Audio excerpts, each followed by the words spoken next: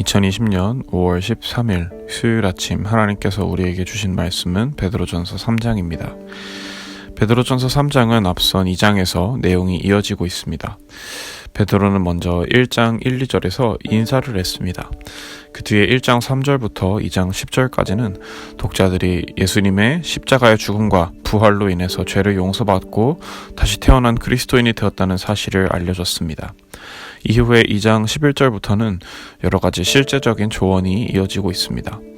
특히 2장 11절부터 17절까지는 사회인으로서 동시에 그리스도인으로서 어떤 행실을 가져야 하는지 알려주고 있습니다. 초대교회 당시의 그리스도인들은 여러 오해를 많이 받았기 때문에 이 편지를 읽고 있던 소아시아의 성도들도 똑같이 오해를 받을 수 있었습니다. 그럴 때일수록 그들의 행실이 무엇보다 중요했습니다. 그래서 베드로는 당시의 왕들과 로마의 법에 순종하라고 말합니다. 또한 18절부터 25절까지는 종들에게 자신의 주인에게 순종하라고 말했습니다. 이렇게 순종하라는 말은 상황에 따라서 무엇이 하나님의 옳은 뜻인지 분별하면서 행동하라는 뜻이라는 사실을 어제 배웠습니다. 오늘 3장 1절부터 7절까지는 아내들에 대한 조언이 나옵니다. 1절을 보게 되면 베드로는 믿지 않는 남편을 둔 아내들에게 조언을 하고 있습니다. 아내들아, 이와 같이 남편에게 순종하라.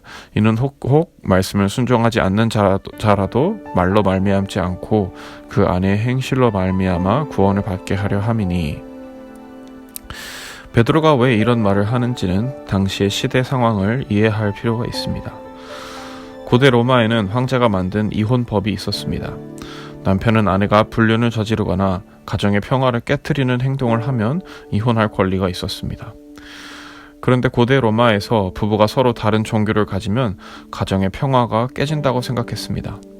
평범한 로마 시민들은 보통 황제 숭배를 하거나 그리스 로마의 신들을 믿었지만 만약 아내가 예수님을 믿고 그리스도인이 되었을 때 어떻게 될까요? 믿지 않는 사람들이 보기에는 아내가 쓸데없이 예수라는 사람을 믿고 그리스도인이 되었다고 흉을 보거나 욕을 먹거나 심지어 심할 경우 남편에게 이혼을 당하고 아내는 사회적인 위치를 잃게 될 수도 있었습니다. 그런 상황 속에서 베드로는 아내들에게 남편을 말로 전도하는 것이 아니라 행동으로 전도하라고 말합니다. 어쨌든 고대 사회에서 아내들은 남편의 책임 아래에 있었고 남편에게 관계의 주도권이 있었습니다. 아내들은 심지어 남편의 허락 없이는 친구를 만드는 것도 쉽지 않은 것이 바로 고대 로마의 사회였습니다. 이런 상황에서 그리스도인으로서 남편의 심기를 건들면서 교회에 계속해서 나가거나 사람을 만나러 가는 것은 아내들에게도 굉장히 무리한 행동이었습니다.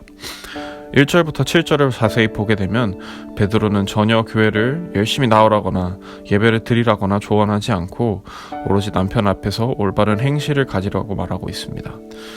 교회 생활 역시 중요하지만 동시에 남편과 가정에서 지혜롭게 대처하는 것도 역시나 중요하다고 베드로 사도가 말해주고 있는 것입니다. 여러분들 중에서도 남편이 믿지 않으시는 분들이 계실 수 있습니다. 교회에 나오는 것도 포기할 수 없지만 동시에 남편과의 관계에 갈등이 생겨서 힘겨워하시는 분들이 있을 수 있습니다. 그럴 때마다 오늘 베드로의 조언을 새겨 들으시면 좋겠습니다. 만약 가정의 평화에 균열이 생기고 깊은 갈등이 생긴다면 그때는 지혜롭게 대처하셔야 합니다. 신앙생활이 끊기지 않는 선에서 믿음을 유지하고 예배에 참석하시되 또 교회에는 양해를 구하고 남편과 가정을 위해서도 선한 행실을 끝까지 하시기 바랍니다. 교회는 이러한 아내들의 난감한 상황을 잘 이해해주고 보듬어줄 필요가 있습니다. 베드로의 권면처럼 가정에서 남편과 가정을 위해서 말보다는 행동으로 예수님의 사랑을 실천하시는 여러분들이 되실 수 있기를 바랍니다. 이어서 7절에서는 남편들에게도 짧게 조언하고 있습니다. 남편들은 아내들보다 훨씬 많은 권리를 가진 사회였기 때문에 베드로는 앞서서 1절부터 6절에서 조언하는 것과 똑같이 남편들도 아내를 위해서 선한 행실을 하라고 말합니다. 그리고 아내들을 위해서 아내들이 더 연약한 그릇으로 여기라고 말합니다. 8절부터 12절까지는 앞선 2장 11절부터 3장 7절까지 이어졌던 여러 사회적인 관계에 대한 조언들이 정리되고 있습니다. 결국 베드로는 소아시아의 성도들에게 악은 악으로 갚지 말고 오로지 하나님의 선한 행실을 실천하여서 하나님의 사랑을 보여주려고 말하는 것입니다. 13절부터 17절까지는 선을 행할 때 특히 고난당하고 있지만 하나님의 뜻을 세상 속에서 펼치기 위해서 고난을 당할 때면 두려워하지 말라고 말합니다. 왜냐하면 악한 행동을 해서 고난을 받는 것보다 하나님의 뜻을 세상 속에서 실천해서 고난받는 것이 하나님 보시기에 좋기 때문입니다. 18절부터는 예수님께서 먼저 선한 행동을 하셨다는 사실을 보여주고 있습니다. 예수님께서는 우리보다 먼저 죄를 위해서 십자가에서 죽으시고 부활하셨습니다. 예수님은 분명히 잘못한 것이 없으셨지만 누명에 씌워서 악한 종교 지도자들에게 죽으셨습니다. 하지만 예수님은 기꺼이 우리의 죄를 용서해 주시기 위해서 십자가를 지기로 결심하셨습니다. 노아가 살던 시대에도 노아를 방해하던 악한 사람들이 있었습니다. 그런 악한 사람들이 세상 속에 죄와 악을 퍼뜨리고 있을 때 노아는 성실하게 하나님의 뜻에 순종했습니다. 사람들은 노아가 무식한 행동을 하고 있다고 욕했지만 결국 그런 노아의 성실한 순종으로 인해서 노아는 자신의 가족들과 함께 구원받을 수 있었습니다.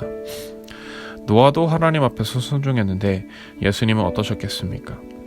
예수님도 선한 행실로 순종해서 결국 세상의 모든 사람들의 죄를 위해서 죽으셨습니다.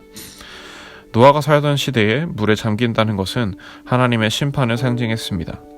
하지만 21절에서 얘기하듯이 예수님이 오신 뒤에는 물에 잠긴다는 것은 침례를 상징했고 침례는 우리가 예수님의 십자가를 믿고 죄가 용서받아 구원받았다는 것을 상징합니다. 예수님께서 우리의 죄를 위해서 용서하시기 위해서 먼저 선한 양심으로 하나님의 사랑을 실천하셨기 때문에 가능한 일이었습니다. 그러니 이런 예수님을 믿고 침례를 받은 우리는 예수님의 사랑을 본받아야 합니다. 분명 사회 속에서 예수님을 믿지 않는 사람들과 살아가는 것은 만만치 않습니다. 사회인들과 가치관이 달라서 어려우실 수도 있고 직장이나 어디서나 교회를 다니는 자신을 이해해주지 못해서 어렵다고 느끼실 수도 있습니다. 하지만 그럴 때일수록 선한 양심으로 하나님의 사랑을 실천하는 것을 멈추지 마시기 바랍니다. 왜냐하면 예수님께서 먼저 우리를 위해서 고난 중에도 하나님의 사랑을 실천하셨기 때문입니다. 여러분이 만약 가정에서 엄마이고 아내라면 그 자리에서도 나름대로 가족들에게 하나님의 사랑을 실천하시기 바랍니다. 만약 남편이라면 또한 그 자리에서 하나님의 사랑을 최선을 다해서 실천하시기 바랍니다. 만약 직장인이라면 직장에서 하나님의 사랑을 실천하시기 바랍니다. 그래서 어디서든지 하나님의 사랑을 실천하고 예수님의 사랑을 본받아서 힘들고 어려운 중에도 세상 속에서 하나님의 형상을 닮는 그리스도인들이 되실 수 있기를 주님의 이름으로 축복합니다.